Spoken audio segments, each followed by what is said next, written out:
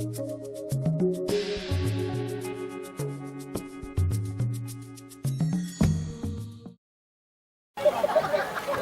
dan hadirat jamaah sekalian, berlanjut kepada acara puncak kita pada malam hari ini, yaitu Mau'izah Hasanah tentang hikmah peringatan Maulid Nabi Muhammad SAW sekaligus milad kopiah yang pertama. Yang pertama, Mau'izah Hasanah yang ini kami persilakan kepada guru kita sekaligus guru pembimbing dari kopiah, yaitu kepada Al-Mukarram Al-Ustaz Kiai Haji Izzat Sholeh Jailani MA. Kepada beliau yatafadhal mazkura. Allah Muhammad.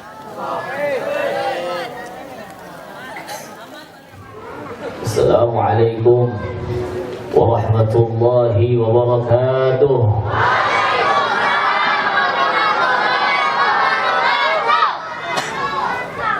Alhamdulillah. Alhamdulillahilladzi ba'atha fina nabiyyahu bi ahsanil 'aqidah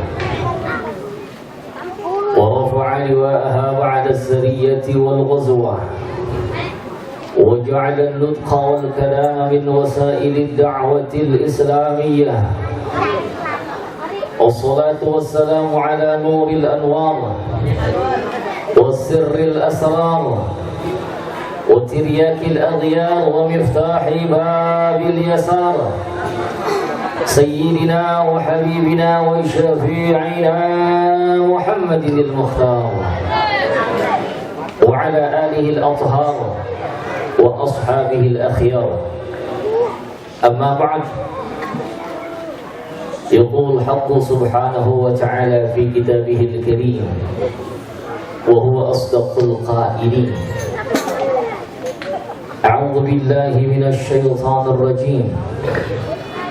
بسم الله الرحمن الرحيم. إذ أوى الفتية إلى الكهف فقالوا ربنا آتنا من لدنك رحمة وهيئ لنا من أمرنا رشدا. Al-ayat Sadaqallahul Azim. Para ulama yang sangat kita cintai, wabil khusus yang berada di atas panggung, Bapak Kiai Haji Ahmad Faisal Ashmawi, Bapak Ustaz Kiai Haji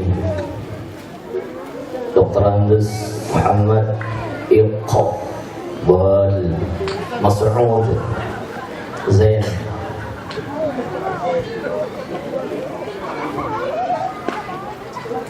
Al-Mukarram Al-Ustaz Al-Haj Ahmad Hazami MA, Ustaz Muhammad Amin WA, banyak anak Betawi asli. Tamu kita yang kita muliakan, Bapak AKBP Riki Yanufri SHMSI, Ketua Badan Narkotika Nasional Kota Jakarta Selatan. Alhamdulillah, ini beliau sebenarnya sudah ditungguin di Manggarai, cuman masih mau bersabar bersama dengan kita. Alhamdulillah. Ini Habib, bisa nekal. Ini Habib. Oh, ini Habib Irfan Al-Azhari Al-Hasani. Ya. Ini kalau kita pakai jubah sama imamah sama sorban, Masya Allah. Gitu jalan ke Serang, kok yang lain yang ngiringin cium tangan aja dah, kan gitu. Beb, kan gitu. Kawin beb, kawin sama anak saya beb, begitu aja. Ya man, kapan nih kita ke Serang? Dan juga yang kita muliakan tentunya pembina dari Kopiah kita Mukarram Bapak Kiai Haji Ahmad Sidqi LC, Ketua Kopiah anaknya, sambutan bapaknya, sambutan kedua anaknya. Mik gak panggil Mik? Ada? Mik Pak Muhammad mana Mik? Ustazah sambutan Ustazah. Alhamdulillah kita tadi lihat nih semangat anak muda. Ustaz Haikal Sidqi Yahya. Mudah-mudahan gak nguring minta kawin mulu. Orang mau mimpin Kopiah kudu fokus, konsentrasi, jangan minta kawin dulu. Ya Sidqi kalau curhat mana, gimana sih Haikal? Emang Kiai begitu dah. Habis yang mananya dilihat, kawin. Kopiah urusin. Nih mudah-mudahan jadi nanti penting insya Allah. Kalau kata pepatah Arab, kita lihat sekarang ada bulan sabit, yakinlah pada satu ketika dia akan menjadi bulan purnama. Tuh, asal jangan kena hujan mulu-mulu, gak muncul bulan purnama. Apa yang bikin bulan? Dengerin, apaan tuh? Kalau otak ente berputar di antara dua paha, nah itu dia. Udah tuh omongan. Hadirin jemaah sekalian rahimakumullah. Bapak-bapak, ibu-ibu, bapak-bapak ada nggak sih? Ibu-ibu, bu udah ngantuk belum bu? Ini hari belum ngantuk. Subhanallah.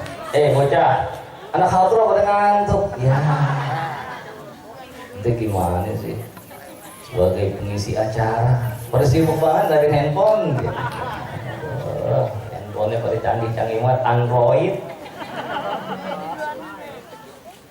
Jamaah sekalian rahimakumullah, kita bangga, kita senang. Ini remaja punya kerjaan semua. Subhanallah. Ini kalau ulang tahun pertama udah begini, gimana ulang tahun berikutnya? Insya Allah makin bertambah maju. Amin. Kalau ente kalau ngomong jangan lebay, kelebihan. Maksud aneh itu kalau ngomong, omongan kita adalah doa. Tahun ini ente pengen ngadain di sini, tahun besok di sini jangan, tahun besok Monas gitu. Kalau Monas nggak sampean, ini yang dekat nih, yang jauh. Kalau kagak kita minjem. Saat Iqbal punya Alinabah gitu. Alinabah baru gedung apartemen, gedung baru dibangun ya. Alinabah yang bangun. Subhanallah, ini bisa nih. Semesko punya Inabah. Sekarang bangun lagi baru, tapi nyemin mau Kopiah dong. Ini jamaah sekalian, panggung udah dibikin dari kemarin, karpet udah dipasang dari kemarin, udah berapa kali ganti popok, banjir, subhanallah. Alhamdulillah malam ini Allah kasih berkah insyaallah. Amin. Allah izinin kita untuk duduk di sini. Coba kalau kayak malam gimana? Pakai pelampung, ame perahu-perahuan. Hadirin jamaah sekalian rahimakumullah. Berbicara tentang pemuda, pemuda adalah tonggak pertama yang dibina oleh baginda Rasul sallallahu alaihi wasallam dalam perjuangan dakwah menyebarkan agama Islam. Yang jadi fokusnya baginda Rasul, pengikut utama pertama dan yang setia adalah para pemuda. Pemuda, bocah-bocah, dengerin. Yang dengerin, insya Allah gedenya cakep. Yang nggak dengerin, tuenya peot. Mami betul. Rasulullah Sallallahu Alaihi Wasallam ketika beliau membina umat pertama kali di Darul Arqam bin Abil Arqam, baginda Rasul Sallallahu Alaihi Wasallam masih berdakwah dalam persembunyian beliau, masih diam-diam, takut ketahuan sama orang-orang kafir Quraisy, karena saat itu penduduk atau jumlah para sahabat belum banyak. Dan lihat siapa orang yang pertama kali menjadi tonggak perjuangan baginda Rasul Sallallahu Alaihi Wasallam untuk dibina. Ya Allah, baca sejarah. Tong, diem tong.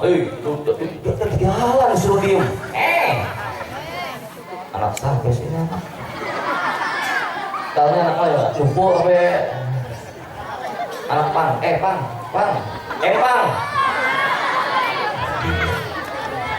Duduk itu duduk. Yang nggak duduk berarti pantatnya disulang. Kalau pantat disulang berarti jarang mandi. Beda kamu ngomong apaan? Sahabat-sahabat Rasulullah Sallallahu Alaihi Wasallam lebih dari 90% usianya itu di bawah 40 tahun. Bahkan 75% sahabat Rasul Sallallahu Alaihi Wasallam yang pertama kali masuk ke dalam agama Islam menjadi pengikut setia baginda Rasul Sallallahu Alaihi Wasallam adalah beliau yang belum berusia 30 tahun. Siapa sahabat Rasul yang paling muda? Ayo. Ali bin Abi Thalib, pintar tuh.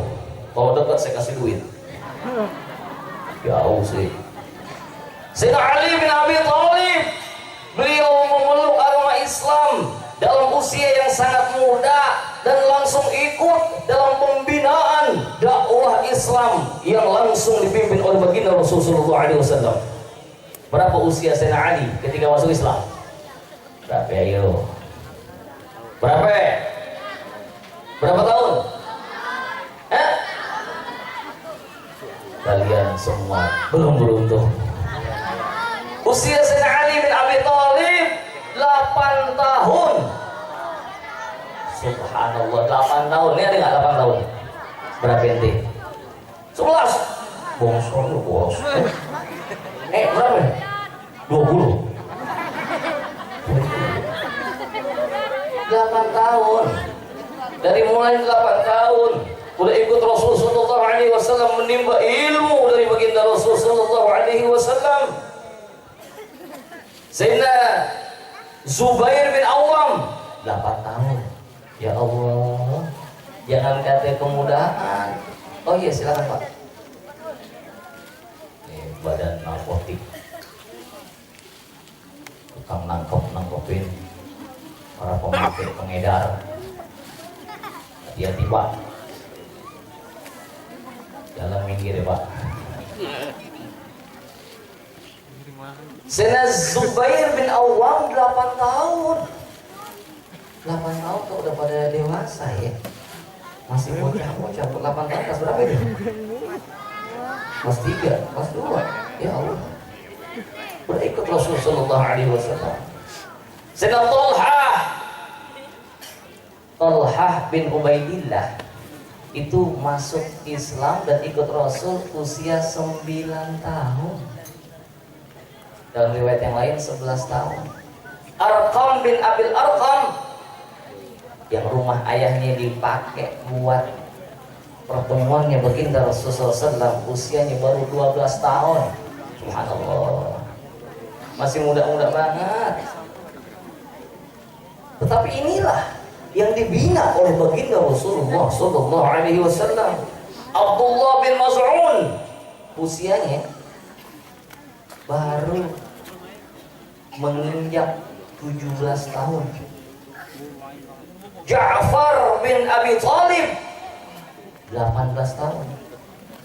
Qudamah bin Abi Maz'un baru 19 tahun. Sa'id bin Zaid. Dan satu lagi, Mus'ab Ar-Rumi, usianya baru 20 tahun. Muda-muda banget. Nih coba, Sayyidina Umar bin Khattab masuk Islam beneran ya. Sayyidina Umar bin Khattab kan jagoan. Sayyidina Umar bin Khattab itu sebelum masuk dalam agama Islam sudah ditakuti oleh seluruh bangsa Quraisy. Umar Sayyidina Umar bin Khattab ikut Rasul. Baru usia 26 tahun. Subhanallah. 26. Kau berapa kali sekarang? Oh 31 betul juga. Pantesan tak kawin dulu. Nyaru aja. 31 sekarang 21. Portingnya 10 tahun. Subhanallah. Abdurrahman bin Auf dan sahabat-sahabat yang lain usia itu baru 30 tahunan. Yang saat itu sahabat lebih senior adalah sahabat Abu Bakar As-Siddiq. Sahabat Abu Bakar As-Siddiq masuk ke dalam agama Islam ikut baginda Rasulullah SAW dalam usia 37 tahun. Ada paman beliau Sayyidina Hamzah bin Abdul Muttalib. Hamzah bin Abdul Muttalib, beliau masuk ke dalam Islam dan ikut baginda Rasul pada usia 42 tahun. Yang paling tua tercatat itu sahabat namanya Ubaidah bin Harith. Ubaidah bin Harith itu usianya 50 tahun. Masya Allah. Coba lihat siapa yang menghuni binaan baginda Rasul sallallahu alaihi wasallam, para sahabat-sahabat kalau bukan pemuda. Subhanallah. Nih makanya jangan nganggap kita masih wah kayaknya mau ikut ngaji masih pemudaan. Berapa umur? Baru 45. Udah 45 baru pemudaan. Mau kapan mau ikutnya? Ya Allah. Ingat perjuangan baginda Rasul sallallahu alaihi wasallam didukung oleh para pemuda. Bahkan lihat nanti dalam keterangan tafsir Ibnu Katsir surah Al-Anbiya ayat 60 ada satu riwayat hadis dari baginda Rasul sallallahu alaihi wasallam nih buat pemuda nih. Ma ba'athallahu nabiyyan illa syaban wa ma utiyal ilmu alimun illa fahuwa syabun. Thumma tala qawlahu ta'ala qalu sami'na fatan yadhkuruhum yuqalu lahu Ibrahim. Subhanallah. Nih kita camin sama-sama, Dek. Ui. Udah. Bisik banget di depan lagi. Rasul sallallahu alaihi wasallam bersabda, tidaklah Allah Subhanahu wa taala mengutus seorang nabi kecuali nabi yang diutus itu adalah dari kalangan muda. Nabi yang diutus rata-rata usianya antara 30 sampai 40. Itu nabi dari kalangan muda. Subhanallah. Wala wa ma utiyal ilmu alimun illa wa huwa syabun. Dan tidak ada orang-orang yang diberkahi ilmunya, dianugerahkan ilmu yang luas kecuali dari mulai masa mudanya. Subhanallah. Kemudian Rasul sallallahu alaihi wasallam melantunkan ayat Al-Qur'an, qalu sami'na fatan yadhkuruhum yuqalu lahu Ibrahim.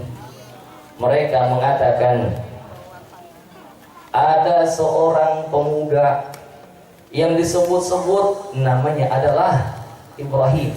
Coba cerita Nabi Ibrahim. Nabi Ibrahim itu bukan tua ketika menggebrak, ketika berdebat dengan orang-orang para pemuka di kaumnya saat itu.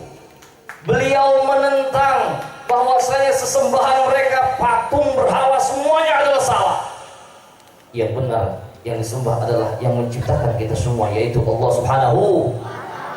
Singkatnya itu Nabi Ibrahim dihancurkan semua patung-patung berhala tepekong yang biasa mereka sembah.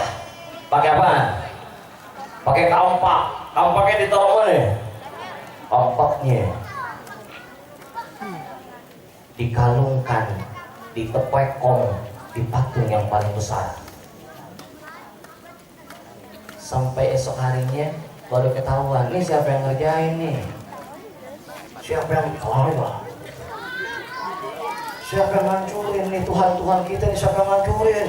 Oh, menyebar isu. Oh, katanya Ibrahim tuh, orang-orang sebenarnya Ibrahim. Mana Ibrahim? Panggil biar disaksikan di hadapan masyarakat luas. Kita hukum, kita adili, kita berikan sanksi yang paling berat. Ditanya, Ibrahim, benar kau lakukan itu? Kagak. Mana buktinya?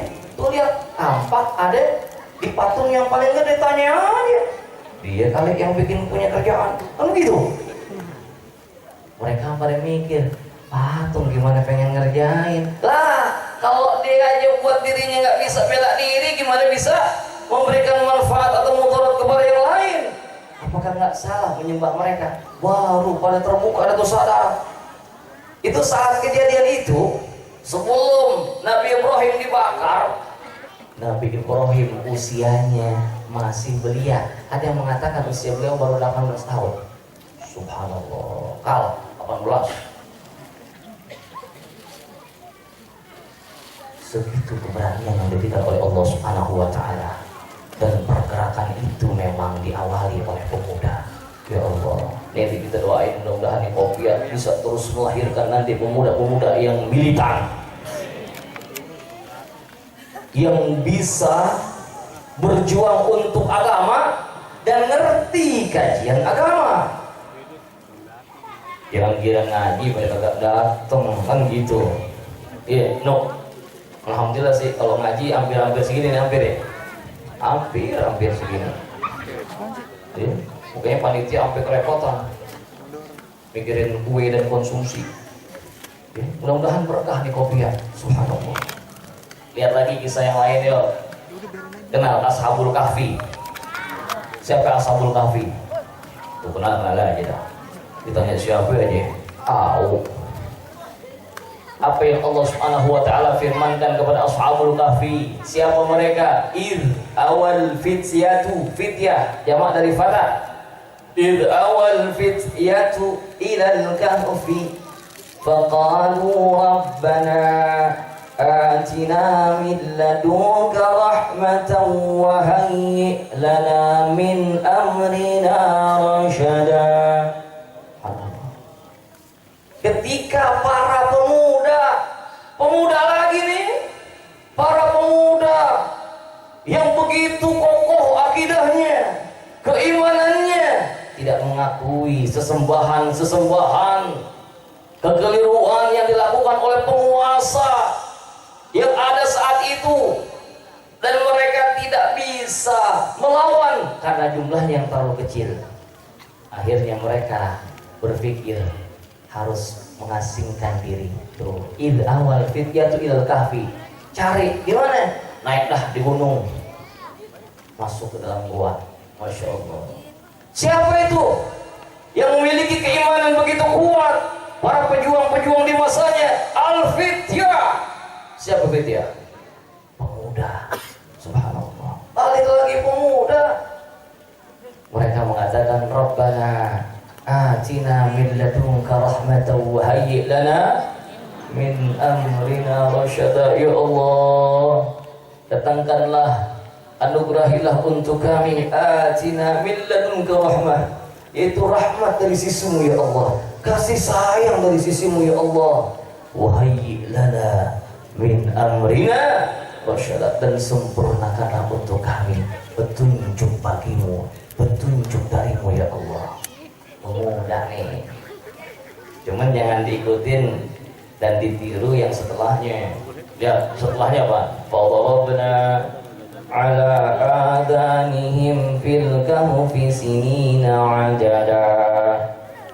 Kemudian Allah Subhanahu wa taala tutup pada telinga mereka sampai mereka tidak mendengar apapun, tertidur selama bertahun-tahun di dalam gua. Yang tadi tuh yang diambil, kalau yang pas tidurnya jangan. Lihat di Al-Quran, Ashabul Kahfi itu berapa lama? Anak muda dibangunin, pakai marah, kenapa Ashabul Kahfi aja tidur pakai tahunan, Masya Allah. Lain tuh bang, itu bukan kondisi biasa. Allah Subhanahu wa Ta'ala yang menginginkan itu.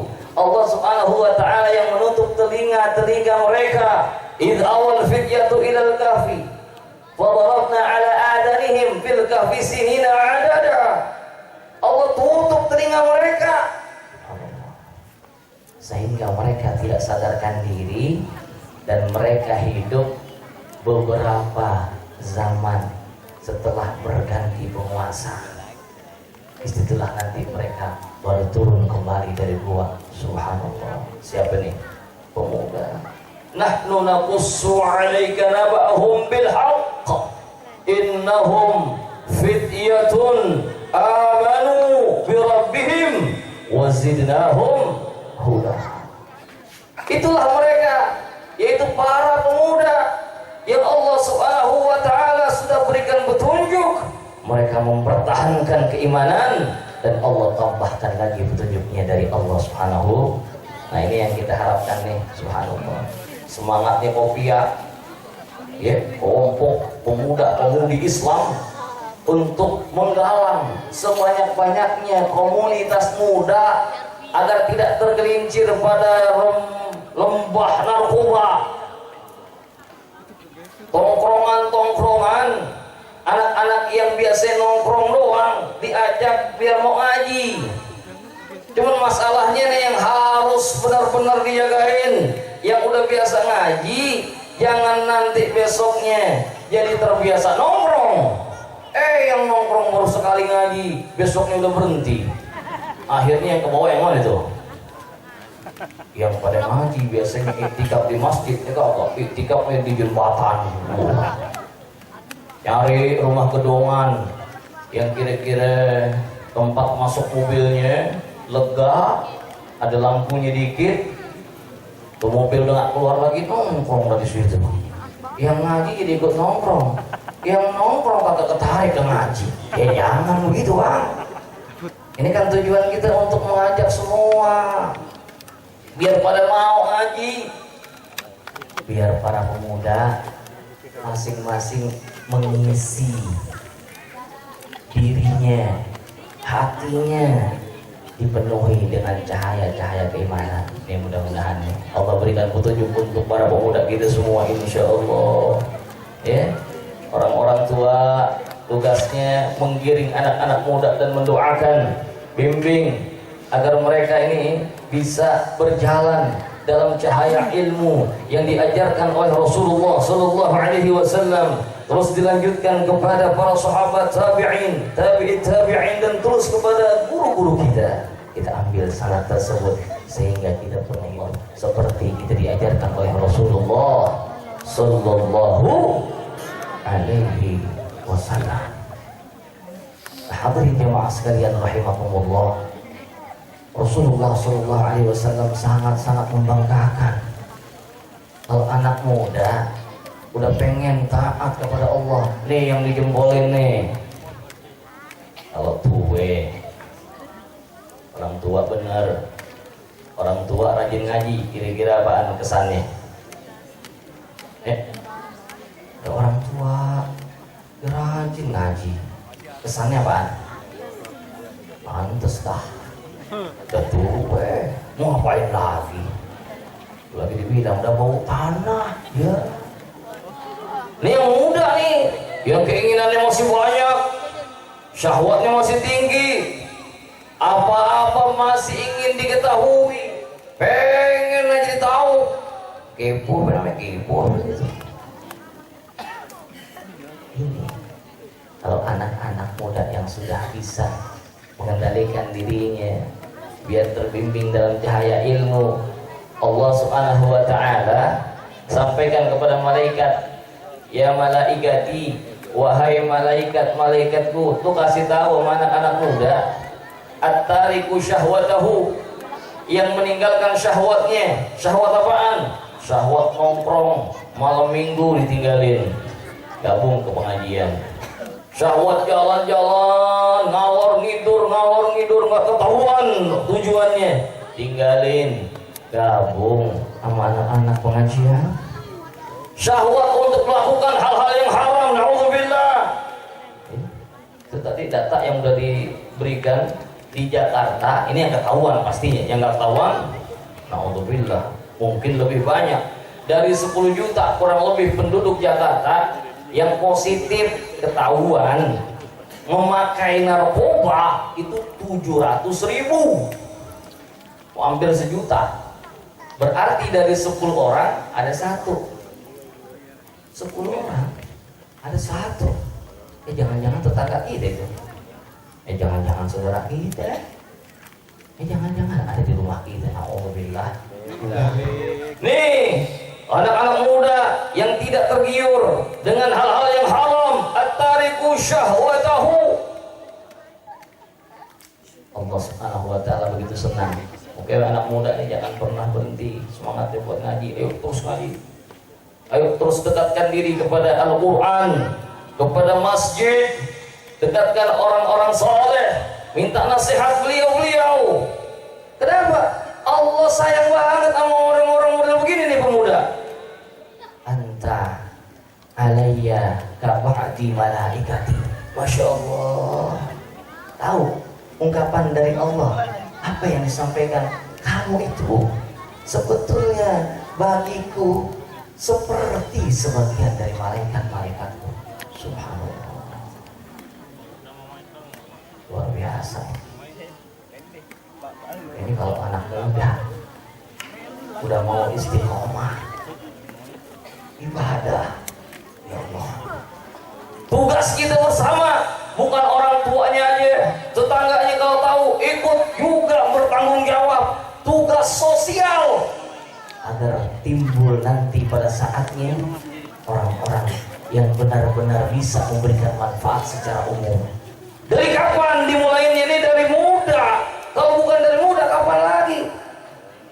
Karena tadi salah satu hadis yang diungkap oleh Sayyidina Abdullah bin Abbas, wa ma utiyal ilmu alimun illa wa huwa syabun. Dan tidaklah seorang, kalau Allah Subhanahu wa taala akan berikan ilmu, itu sudah tampak dari masa mudanya.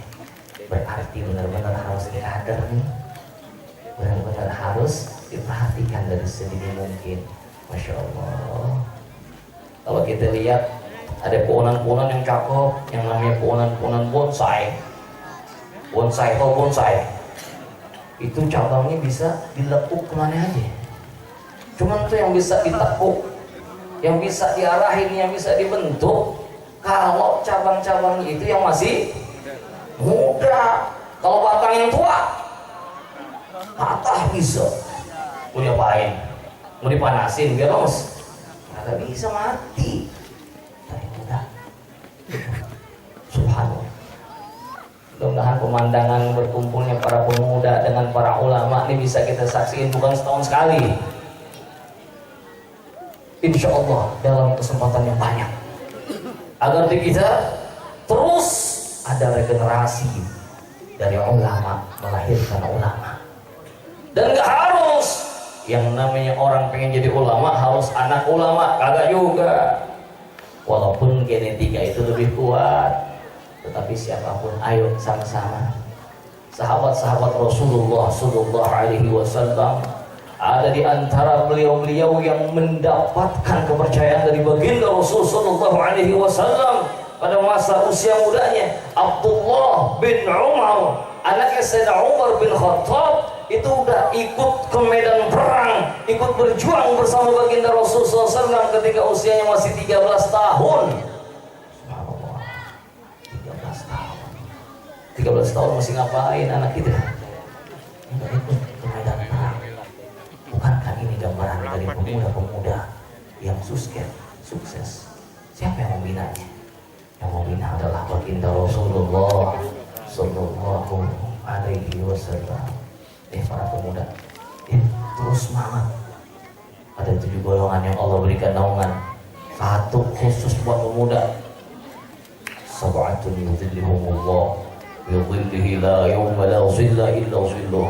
Ada 7 golongan yang akan mendapatkan naungan Allah Subhanahu wa taala pada saat di mana tidak ada lagi naungan kecuali naungannya Allah Subhanahu wa taala. Siapa naungan yang di antara 7 tersebut khusus untuk para pemuda? Syabun nasya'a fi ibadatillah, pemuda-pemuda yang dari mudanya sudah tumbuh berkembang dalam ibadah taat kepada Allah Subhanahu wa taala. Enggak disebutin tuh orang tua, tetapi yang disebutin pemuda. Ya Allah. Bapak-bapak nih, bapak-bapak yang punya anak, pengen nggak anaknya jadi anak yang soleh? Pengen nggak? Ada yang nggak pengen? Ya Allah. Orang tuanya tidur, anaknya bangun, masya Allah. Orang tuanya belum bangun, anaknya udah bangun duluan, begitu, ya loh. Masya Allah. Anaknya berdoa untuk orang tuanya dalam kondisi orang tua tahu atau tidak. Ini semua harapan dari orang tua. Sejelek apapun orang tua, seburuk apapun masa mudanya dulu, pasti tidak pernah mengharapkan anaknya kecuali lebih baik daripada dirinya. Masya Allah. Misalnya ada bandar narkoba bandar narkoba. Tadi emang kalau disampaikan narkoba peredarannya begitu, saya dapat juga nih kiriman. Ada yang ngirim rekaman wawancara yang dilakukan oleh Metro TV sekitar jam 12 ke atas sih emang rekaman terhadap pengedar narkoba. Ini pengedar narkoba ngaku sendiri kalau di penjara, di lapas itu hampir semua katanya make, termasuk lapas sipirnya dan seterusnya. Subhanallah. Dan kebutuhan di sana lebih besar dibandingkan di luar. Kok bisa begitu? Iya, semua itu beredar. Semua yang namanya pengedar narkoba masing-masing udah punya grup, punya kelompok. Mana yang lebih kuat, mana yang kurang kuat, semuanya udah ada datanya tuh. Dan semua dikendalikan dengan uang di luar dari penjara. Ya Allah, ini kita dengar sedih banget. Semua ada. Polisi ada, hakim ada, pejabat ada. Ternyata peredaran itu sangat sulit untuk dihindari. Kenapa? Karena banyak orang-orang kuat yang ada di belakang. Ini kalau begini kita gimana nih berjuang? Kita masing-masing berjuang.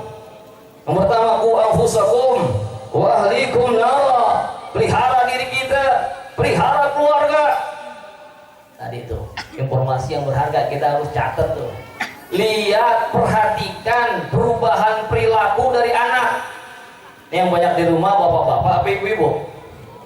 Oh, banyakan mana di rumah? Bapaknya apa ibunya?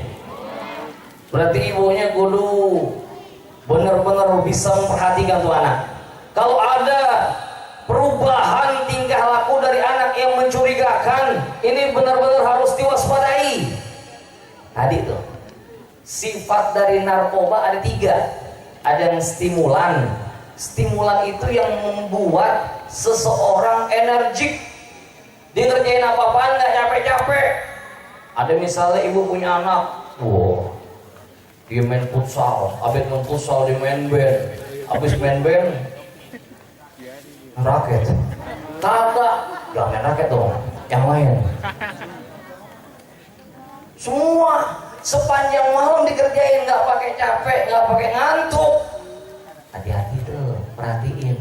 Kalau begitu kemungkinan dia pakai jenis narkoba yang sifatnya itu stimulan, membuat orang nggak capek. Modelnya tadi kata beliau seperti shabu-shabu. Orang kalau udah nyabu itu nggak ada capeknya. Cuman ada sabu yang boleh pagi-pagi sarapan bubur pengalim boleh tuh.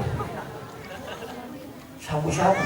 Jadi kalau anak kalau mau dia aktivitas nggak pernah berhenti tanpa kelihatan lelah, hati-hati. Mungkinan dia pakai salah satu jenis narkoba, jenis syabu. Begitu. Ada lagi jenis yang kedua, halugin, yang membuat halusinasi. Ini anak maunya ngeplay, melayang, dia adanya sendiri, kan gitu. Dia asyik sendiri. Ini nih jenis-jenis narkoba, ya, seperti morfin, putau. Ini kalau yang murahan putau, yang mahalannya morfin. Anak di kamar mandi setengah jam, ngapain? Ngasih aja begitu, nggak harus dicurigain. Di kamarnya nggak mau keluar-keluar. Ini kemungkinan kalau dia memakai jenis narkoba yang kandungannya ada halugin, yaitu membuat apa? Halusinasi. Atau yang ketiga, ada anak berubah tingkah lakunya, yang tadinya enak jadi sifatnya apa? Pemarah, pendiam. Yang tadinya enak jadi males banget, bangunin males, bawaannya mau makan mulu, kerjaannya kalau bangun makan. Ini jenis narkoba seperti apa? Cimeng. Apa cimeng? Ganja. Artinya jadi satu tugas orang tua, perhatiin bener anak-anak. Perubahan sikap dan tingkah lakunya itu harus benar-benar kita perhatikan.